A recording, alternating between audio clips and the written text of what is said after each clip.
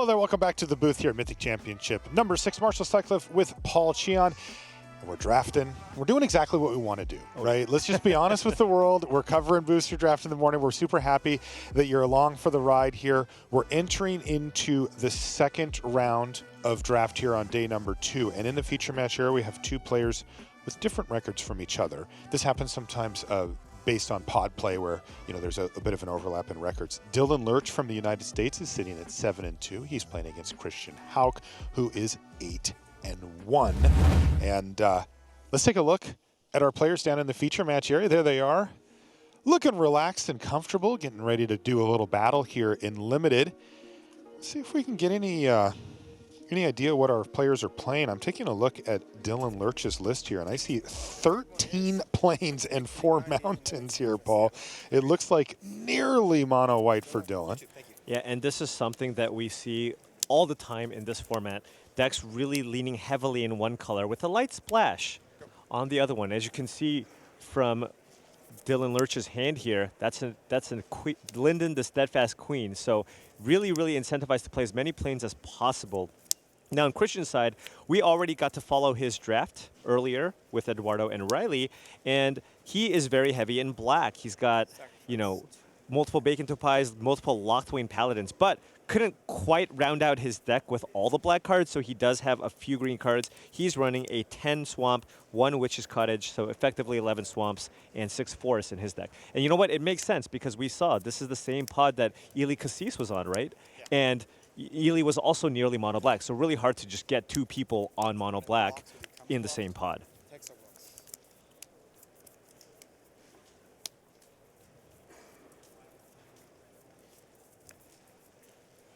See a Savvy Hunter as the follow-up play. The Giant Killer did tap down the Noble there, so no damage taken here from Dylan Lerch, at least thus far.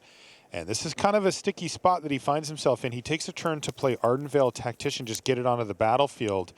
But that Savvy Hunter is a real problem here. Not only is it big, but also if it attacks or blocks, starts generating food.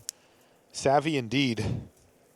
Yep. Card's very, very powerful. Absolutely. It would have been very nice if Christian Hauck was able to find land number 4, as he did have an out muscle. So if you can cast an out muscle, get a Tactician or Giant Slayer off the battlefield, you can also get a safe attack in with the Savvy Hunter. Yeah, especially going forward, killing the Giant Killer would have been really nice, right? Because now, you know, Dylan's probably going to get another activation off of it before you end up getting it off the battlefield. And it could potentially keep some of the more problematic permanents at bay. Is Dylan going to go for the double block here? Oh, boy. This is where you kind of have to think, it's like, what did I see? Did he have a combat trick? Does he have a removal spell?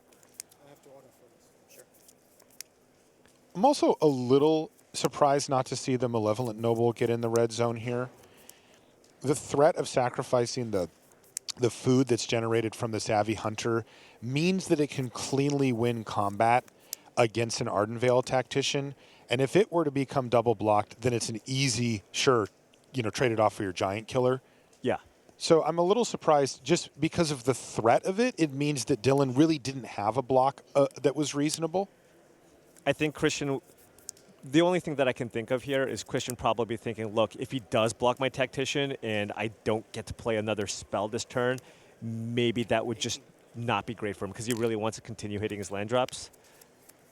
Yeah, I could see that. But boy, I mean, you're telling me you wouldn't pay 2 mana to kill that Tactician? Right, but then what if Dylan goes for the double block? Then you get to kill Giant Killer for your stupid 2-drop, and you don't have to sack anything, so you're like, sweet. That's true. Yeah, I think it's just one of those spots where you're like pretty happy no matter the outcome. And the most likely outcome is you take 2, you know, for nothing. Ooh, there's land number 4 now. And I do think you're right, though, Paul, because it was Foreboding Fruit that Christian Hauck played, and I think he really wanted to try to hit that 4th land drop going forward and was willing to... and was trying to prioritize that.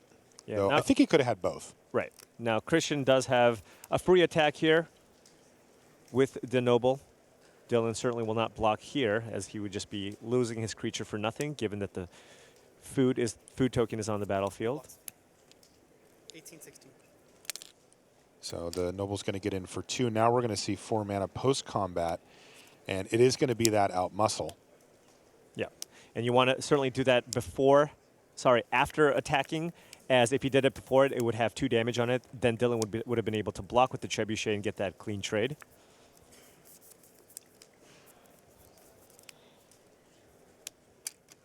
Lots of little judgment calls early here.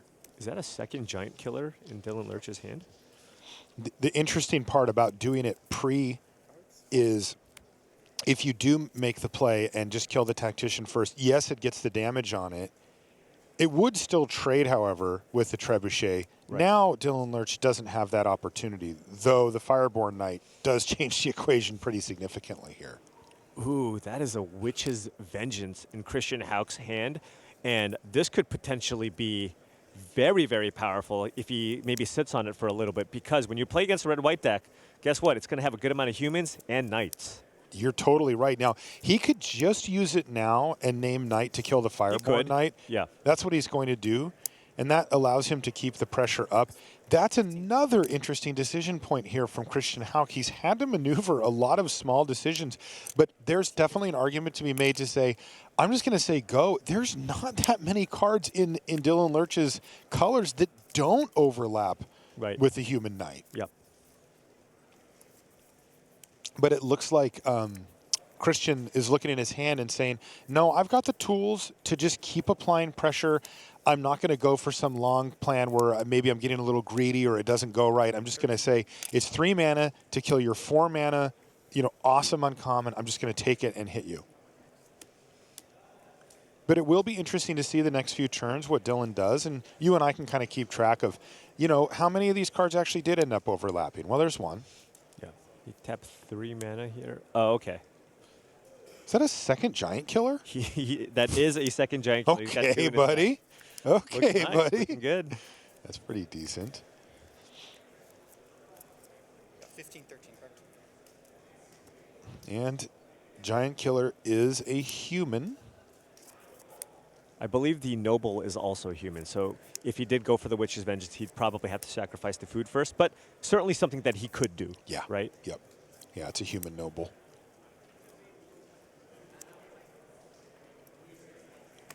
Christian doing a little housekeeping here. Draws a land for the turn. Probably not going to be too sad to see that. He does have a lot of spells in his hand.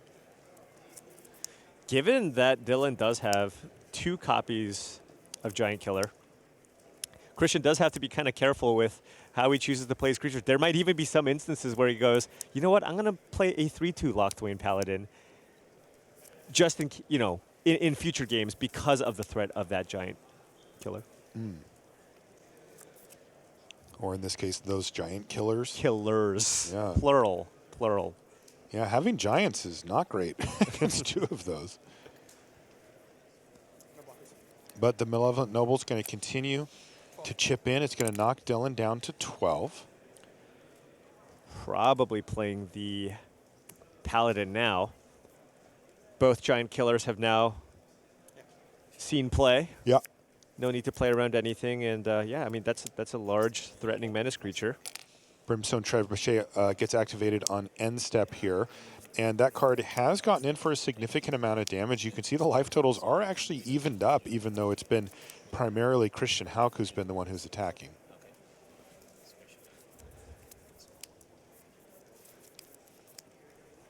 Before I might get a slow play warning, would you remind me to make a play? This is just a reminder, so Yeah, just not like you get a slow play warning. Just tell me if I have to make a play, right? And go for it. Looks like the judge was just making sure that the pace of play was fast enough here.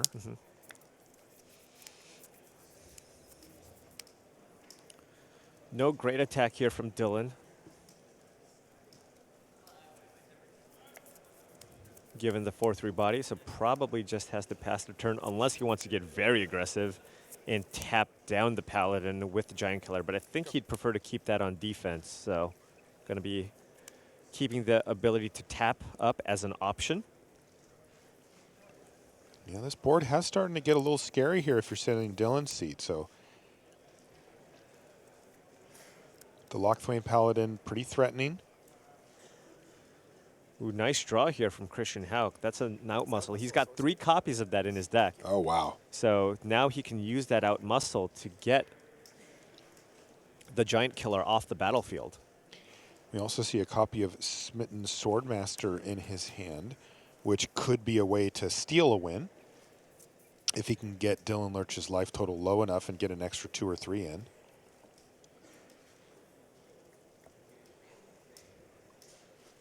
But it does look like he's lined up the out muscle here, doesn't it? Yeah, he's going to kill the Giant Killer. Now, that does get to get activated before it goes. And he doesn't have a great attack here with the Paladin, so probably going to be passing here, as Dylan can double block with the Trebuchet and the Clockwork Servant. And don't think you want to be trading a Trebuchet for your 4/3 menace creature here. Another potential wrench in the works here as far as racing goes is Linden in hand here for Dylan. And he can actually cast it as well with his triple white. Oh, wow. Inspiring Veteran now, though. And I think we're going to see Linden as well. Dylan's deck looks very exciting. Double Giant Killer. Wow. Gain a life. 13, 10. And look at this. I mean, Christian can't even block. This is a 3/2 first striking Youthful Knight. We have a Trebuchet in play, and with Linden, it's going to be extremely difficult to outrace as well. Huh. Down to 7 goes Christian Hauck.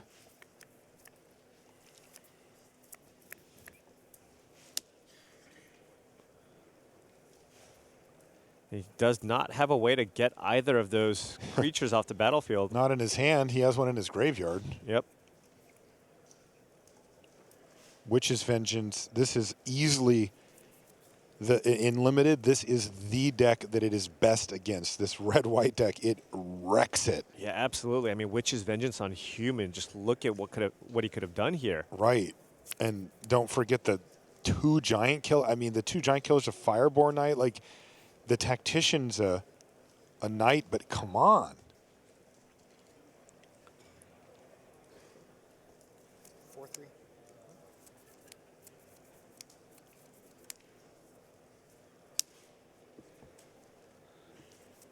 And it looks like Dylan may be lining up a double block here, though. He does have a lot of life total to play with sitting at 13.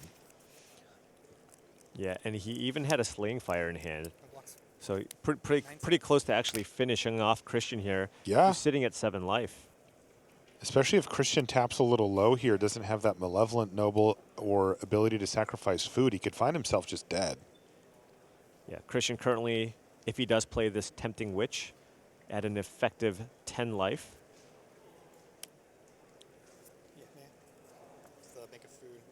He could also, he does have a Smitten Swordmaster, so he can put that on an adventure and drain Dylan for 1 1, yeah. 8. as the... And then does he just cast it? It looks like he's going to keep up the option to sacrifice a food and go up to 11 here. Yeah, I the kinda like Trebuchet is very scary. Yep. It's dealt a good amount of damage this game. But Slain Fire for 3, also very strong. What a draw here from Dylan. That looked like a glass casket to me. Oh, I think you're right, Paul. He's tapping 2 mana. And before that, he had a 4-drop and a 3-drop. So there's the casket. Wow. Dylan's deck is nice. Wow. So if he's 7-2, that means... Did he win his last round? Because, man, taking a look at this deck, it's got great aggressive creatures. It's got rares. Yeah, it's got removal. He must have won his last round because Christian's still 8-1. Of course. And he came over with a loss overnight, so he won his round as well.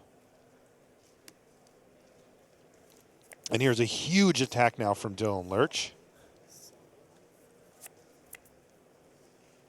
leaving Christian Hauck in a very disadvantageous position, perhaps just dead. Guess he can't get in for the full 11 here. So let's see. This is 3, 6, 8 damage getting in. And his trap is sprung. It's Slain Fire for 3. And Dylan says, I'm going upstairs with this. Target you. Yep. And he wins the game. So that's game number 1 going to Dylan Lerch. who just sort of hung in there, right? You know, if you watch the beginning of the game with us here, it did look like Christian was the one who was kind of applying pressure and getting out to that quicker start.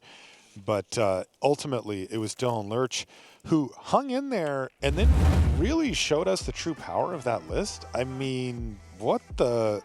Like, we kind of liked the Giant Killer, and then there was another one, and then there was a Fireborn Knight, which only lasted for a turn, but still, his deck looks like the real deal. Yeah, I mean, I'm taking a look. I'm going through his deck, and there are just cards that I almost never cut that's just not in his deck because his deck is so good. Oh, wow. He has so many playables, 4 copies of Fairy Guide Mother. I mean, his deck kind of has it all. Yeah, so this is one of those ones where he was probably the only person in these colors on this table. Yeah. Beautiful position to be in. We're going to take a short break. When we come back, though, we'll have more live magic here from Mythic Championship VI. Don't go anywhere. We've got Martin Mueller here to crack a pack of Throne of Eldraine and tell us his pack one, pick one. So let's do it. Open her up. Let's go for it. Okay, so what are your favorite colors in this draft format? I don't think I have like any favorite colors. I feel like white has been underdrafted slightly, so I'm feeling pretty good about getting good white deck because it's not it's pretty often that you get like good cards pretty late. And here we've opened a Doom Foretold, which does happen to be in white. Do you like this card? I do not like it that much. I could see playing it if you like can build your deck around it, but it's a multicolor card, and I don't think the payoff is high enough that I would look to take it right here. What I'm like looking at here, I think Reef Soul is pretty strong, Order of Midnight, and Keeper of Fables. I like the clear free cards that stand out. There's some concern about picking up black card now that there's like a pretty solid second good card here in black, but I still think I would go with the Order Midnight. It's just like a solid evasion creature, even if you didn't have the added value of returning a creature. And like a Gravedigger has always been a really strong card in Limited. Add that to a flyer and even some extra flexibility in terms of when you want to cast it, or like if you just want to play it on turn 2 as a beater, definitely makes that a strong card, and I think that would easily be my pick here. I've got to ask though, this seems like a pretty solid removal spell. Why you're picking the creature instead? I think the removal spell is definitely solid. It's not as like there's better removal spells like Bake into Pie, and I think this is a solid uncommon that the kind of value and innovation you get in one card, you can't really find that at common level. So I would go for the uncommon here. All right, Order of Midnight, the pack one, pick one here. Pretty good card.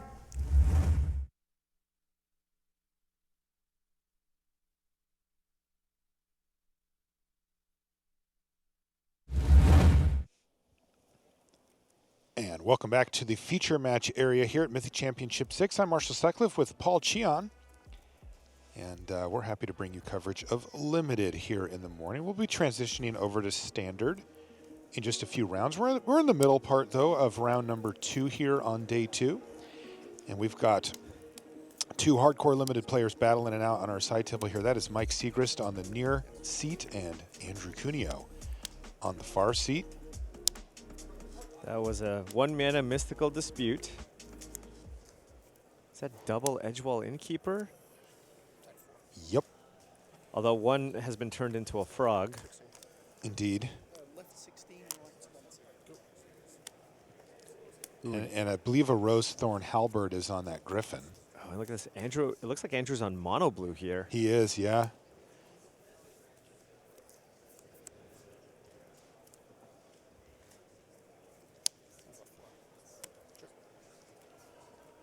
And he's going to play into the story. Do you like drawing 4 cards for 4 mana? Oh my God, I love it. Did he not find a land? No, he found a land.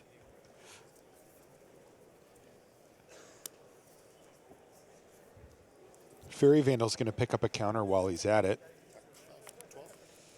And he's going to go ahead and attack for 5. Yeah, must have a ground creature to block some of the 1-power creatures, and yeah, it's got a crashing drawbridge here. Yeah, ultimately, even though Siegrist's board looks pretty well built out, it's 1/1/1/1/1/3, and then a nice flyer in there. Yeah. But it's not actually a ton of power on the battlefield for him. And Andrew's up a lot of cards here. Yes, he is. So if Mike can't put another credible threat onto the battlefield, you have to think Andrew is going to be able to follow that draw spell up with something strong. It's Merrileaf Pixie before passing the turn back. But that does not match up particularly well with the Flyers on the other side of the battlefield. And it looks like Sigris was actually a little lower on life total before that attack for 5 last turn. He's down to 12. What is this? Okay. So this is actually just a sweet combo. Mirror Maid, he's going to be able to copy the owl with it. And then you get the enter the battlefield trigger, as you get with other clone effects. Exactly. And it looks like he found a midnight clock. And by the way, I believe he has 2 of those, Paul. There was Really? there was murmurs in the draft hall that Andrew Cuneo had drafted mono blue, something that he's famous for from way back in the day. Yes, he does have 2 copies of Midnight Clock in his deck. Ding dong. The time is now. He can he can certainly lock up any type of long game with 2 copies of that. But in the meantime, look at this attack here from Cuneo. He says, never mind that long game nonsense. Let's get into the red zone. He uses the drawbridge to give his Mirror Maid, which, by the way, is an owl, haste. And he's attacking for 3, 6, 7, 8. Yeah, this is an attack for 8. Mike's going to go down to 4. And there's one of the midnight clocks. Let's not forget that it makes mana. So he's actually able to play out a quarter monitor, which he can also use to untap something for an additional block. And that allows it to get a clean block on the Merrileaf Pixie and, of course, some of the other creatures that are in play. Mike did have a food in play that he sacrificed, so he should go up to 7 life here. But Mike needs more action here because Andrew's board is building, and at this point, he might need to keep that Steel Gaze Griffin back on defense. Yikes.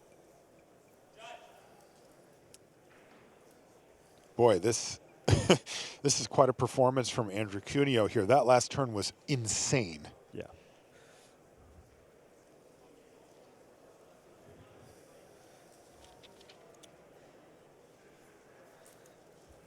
He played 3 spells that turn and even gave his creature haste, and he found a card as well.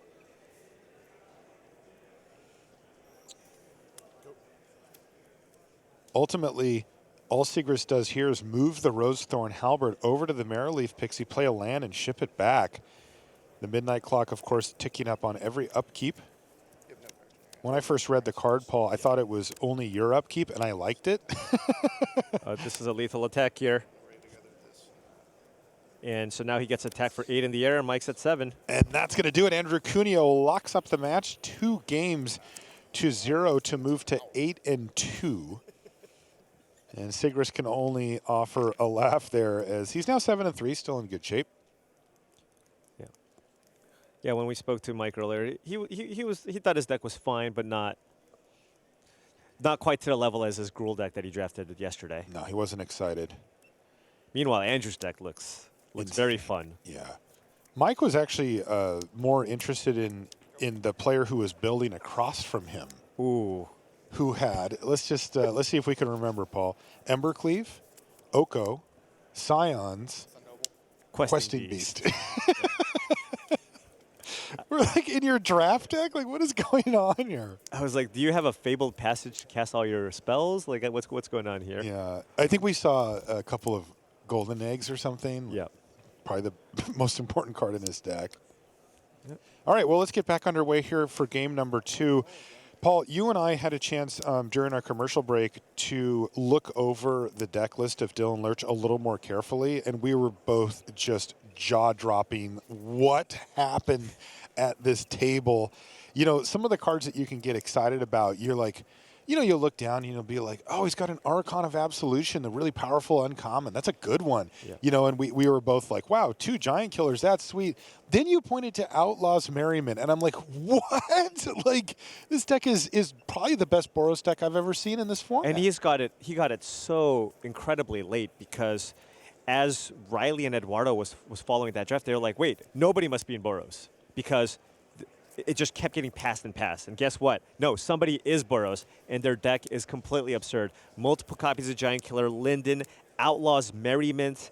He's even got a Worthy Knight in his red-white Knights deck that can allow him to pump out a bunch of tokens, and also just a great curve on top of that. So he's kind of got answers to everything, along with bombs.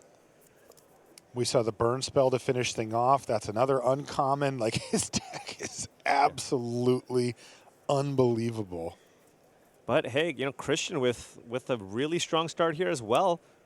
Turn 2 Noble, turn 3 Savvy Hunter.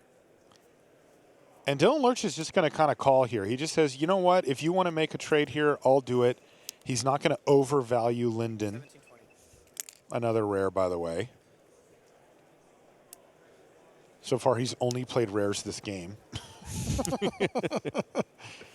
Please play Mountain Merriment. That would be exciting. That's what I want. Rare, mythic rare, your move. That said, Savvy Hunter, very, very powerful on the other side of the battlefield. Type of card that can affect the board immediately while also giving you long-term advantage. 4 planes now for Dylan.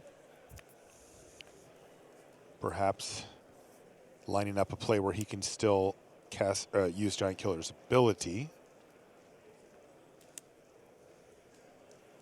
There's Go one for the Guide Mother. There's one thing about Dylan's deck. His creatures are not especially large, so Yeah.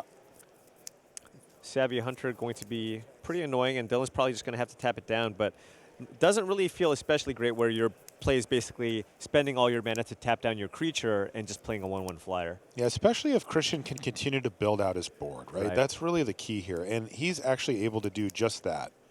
The Lockthwain Paladin with Adamant is going to come down with that extra counter as well, and that's a big threat. So that is definitely what Christian wanted to do here on turn 4.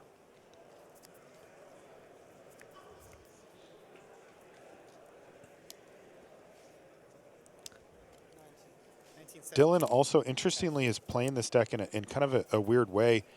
He's very, very willing to just run out his adventure creatures. Like, Right. we have not seen him, and right as I say that, of course, you know, use the adventure stuff very often. But costs- Arden Vale Tactician does. It costs 2 mana, right? It's 2. Yeah, okay. Yeah. Thank you. Ooh, but another Lockthwain Paladin, and the power is really starting to build up here. Yeah, great start for Christian. I mean, Seriously. Dylan really wants another Giant Killer. That would be great. Although that also works. He drew a glass casket off the top. That deals with the Savvy Hunter. Yeah, he does have things narrowed down to just needing to deal with the one Lockthwain Paladin that he doesn't tap down here with his Giant Killer. Is he going to run out the Tactician or just tap down with the Giant Killer? Now, if he runs it out, still doesn't have really especially good blocks. And as such, he's just going to attack. But boy, he's going to take a thump in this turn, Paul. Oh, yeah. And Christian also has an Out Muscle in hand. So he can use Out Muscle to just get that Giant Killer off the battlefield. Absolutely. And with the shields almost all the way down, just the 1 white mana left for Dylan Lerch, the way's pretty clear here. Yeah, the only cards that he could potentially cast are Shepherd of the Flock and Outflank. Mm-hmm. And if he does this pre-combat, then the outflank isn't susceptible to interact with it. Right. So yeah, there goes the Giant Killer. Past the turn back, and it wasn't 8, it was 9 thanks to... Jeez. That's another land. Christian just has... His creatures are too large, and now Dylan's going to basically be forced to double block to get that 4/3 off the battlefield probably, and just hope to draw a Giant Killer for the 5/4 Paladin. And also hope that Christian has nothing, but given that Christian missed the land drop last turn, you know his hand is full of action. That's right. It's interesting because he hasn't played a land in 2 turns, but it's actually a bad thing if you're sitting in Dylan Lerch's seat because you can deduce that he's got all spells left. And it looks like this one has slipped away here from Dylan. He would need a miracle to come back from this. He even has a Smitten Swordmaster, which you can put on an adventure now if you wanted, or wait to draw maybe a 3rd night for the guaranteed kill. Yeah, and it's just 2 lands in hand here for Dylan, so he's just going to go ahead and pass the turn, or excuse me, scoop up the game. And that is game number 2 going to Christian Hauck. So beautiful little curve there. Gets the job done. Look, it wasn't anything flashy, right? You know, we were kind of having fun because it was like rare on one side of the battlefield. But For Christian, it was just curving a bunch. It was 4 power, 4 power, 3 power. Right. Deal with it. It's hard to do. Yeah. I think things are going to look a lot better for Dylan, especially because, he is an aggressive deck. You want to be proactive, and being on the play, of course, is huge with all those guide mothers. So, also a little flooded there at the end. So, Here's Austin Burcevic and Eli Cassis. They're both sitting at 8-1. We got to see Eli play against Brad Nelson in the opening round here. He took his first loss at the tournament there, and he's looking to right the ship against Austin. These two also played each other yesterday in Constructed, ultimately with Eli Cassis coming away with the victory there. A little rematch opportunity here, though, for Austin Burcevic. I mentioned it yesterday, but these two players both having great success at the GP level of late. Both of them having won a GP in the last year. yeah, Austin looking to get some revenge here. Austin's win was in Modern, where he was able to take a control deck into a field of Hogak for the one major tournament at the GP level where Hogak was legal, and he won. He was kind of the hero of the day. Let's see what he's working with here. Okay, so he's on the blue-red deck in the draft. He likely has that Improbable Alliance that went super late in pack 1 of the draft. Yeah, curious if he's got an Ironcrag Pyromancer in his list. That's kind of the other card I think of, for the real great payoffs for that archetype. Looks heavy, heavy blue in this opener, though. As you can see, 2 islands with the Vantress Gargoyle on the battlefield, and then all his other cards are blue outside of the Merchant of the He's Veil. basically splashing red. He's got, it looks like 3 red sources in his deck entirely. So that tells me he's likely got many adamant spells that are blue that really pushes him to be blue, and probably just touching red on some of the payoff cards. You see that Merchant of the Veil, but there's also Mad Ratter in his deck along with an Improbable Alliance. I see. That kind. Like, it might take 3 turns, but I have a lot of ups. It would be really unlucky to just never play another land. He'd have to have, like, He's talking about the fact that he's got 2 lands here, 4 turns. and Ely is still deciding what he wants to take with the memory theft. Yeah, I think Ely wants to know if he's going to be drawing a land or not. be very helpful. Let's see if he draws one here. There it is, right off the top of the library. As kind as they come. And he's got a Tome Raider. Would you slam that land right away, or just kind of think through your options and kind of Oh, I'd windmill. give it a little bit? I'd windmill it. Windmill say, slam say it? had it. Yeah. All right, Covetous Urge now, though, from Eli Cassis. This is game 3 between these two. And Eli's putting a real working on his opponent's hand here. Yeah, and I like the setup here. He took the Runaway together because his plan was to go turn 4 Covetous Urge to take the Charmed Sleep to potentially deal with that Vantress Gargoyle. Yeah, So, Runaway good together, of sequencing course, here. very good against these type of effects. Yes. And another land off the top of the library there for Austin. So he's doing just fine as far as hitting his lands. I was wondering why there was a Covetous Urge on Austin's side. That was an activation from the Vantress Gargoyle. Yeah. So, okay, so he also has a copy in his deck. Tomb Raider. And Austin- Tome Raider number 2 hits the battlefield, as well as land number 4 before passing the turn.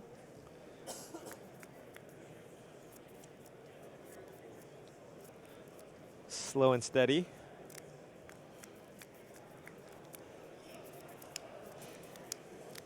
Millismith. And we're going to see Charm Sleep hit the Vantress Gargoyle. In response, though, Austin is going to activate it. Ooh, Sir Eleonora goes into the graveyard, though, for Austin. Yeah. Raging Redcap on the other side. So he kind of lost out on that transaction, but so it goes.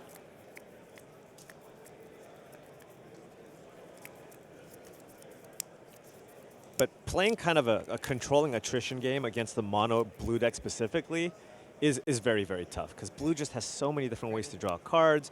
Tome Raider is really annoying to deal with. You don't want to use a removal spell on it, right? But it replaces itself. And, you know, this is game 3. If Austin saw a lot of these kind of removal spells and hand disruption spells, boarding in cards like Unexplained Vision just does so much to kind of fight through all of these 1-for-1 removal spells. Wow, just as you said that too, there's Into the Story out of the sideboard off of Granted. Oh, wow. Yeah, so Austin Versovich has a few tricks up his sleeve, doesn't even keep it in the main. He's like, I'll just go get it later. But as you mentioned, 1-for-1ing, not going to work when your opponent has cards that literally say draw 4 cards on them. But we're going to get a hasty Rimrock Knight here, getting in for 5 with that Steel Claw Lance. Yeah, that is a big hit. But it just feels like Austin has the board state where he can prevent that thing from killing him, at least over the next few turns, and just overwhelm his opponent with cards, especially hitting all these lands. He has not missed a land drop since we hit this game, even though he was on 2 and kind of needed one to get going. He really only needed the 1 because then it was Tome Raider, then another Tome Raider, and you know he's been able to churn through his library since. Might see a Queen. We might see a Queen of Ice here go on an adventure, lock down that Rimrock Knight. Oh no, okay. He's gonna play the Merfolk. Yeah, is that does trade with the Rimrock Knight as Yep. it is a 5/3. All right, looks like our main table's ready. Let's head back up to Christian Hauck versus Dylan Lerch. We'll see if Dylan can have a better draw here, or if it is going to be Christian, who I have to say scores the upset. Right? You know, his deck looks totally fine, but just looking at the list from Dylan Lerch, and you're like, whoa, this is very, very powerful. Yeah, the advantage that Christian has is just his creatures are just naturally bigger. So if he can, you know, if Dylan doesn't get off to an explosive start and the games go kind of late, I mean, Christian just will have bigger creatures on the battlefield. I am curious to see if Dylan saves the giant killers a little more conservatively rather than just running them out there early. Yeah. That makes a lot of sense, right? Because Christian just has so many of those Locthwain Paladins.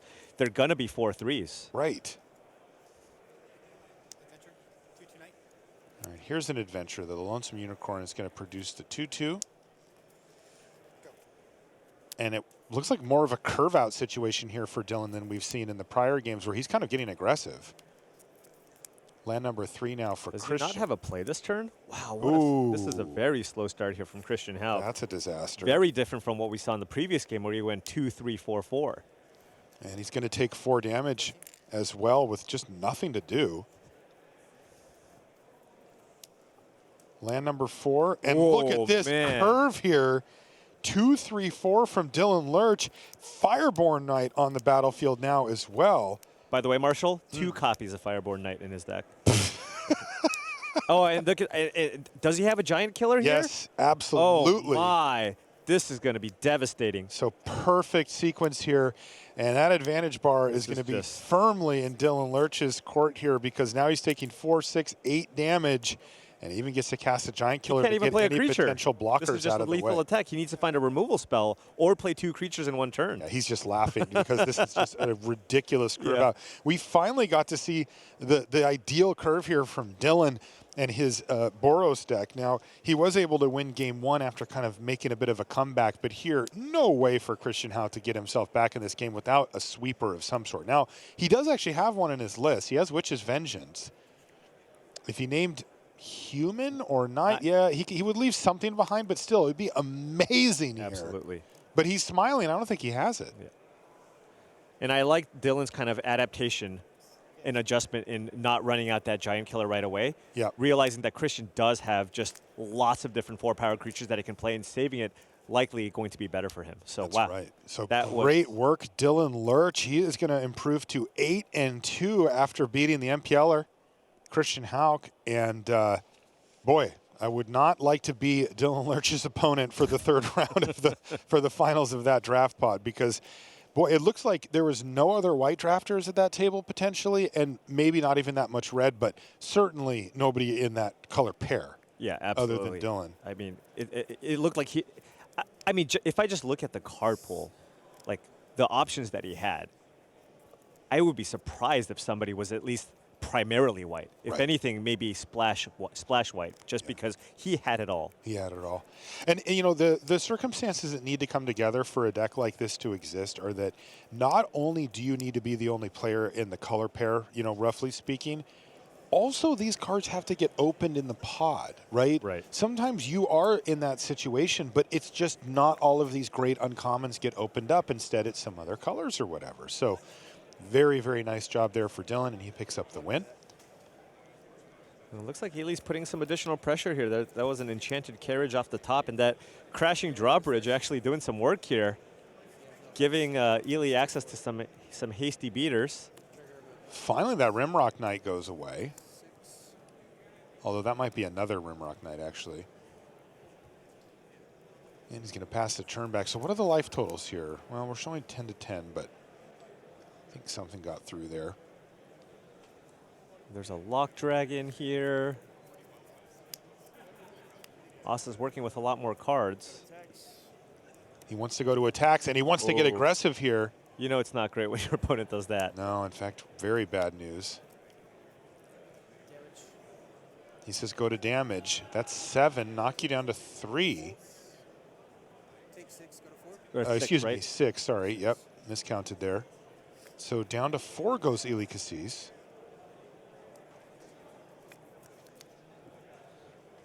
Interesting. I would have expected Austin to have maybe a little more action in hand, but the runaway together does help preserve his life total.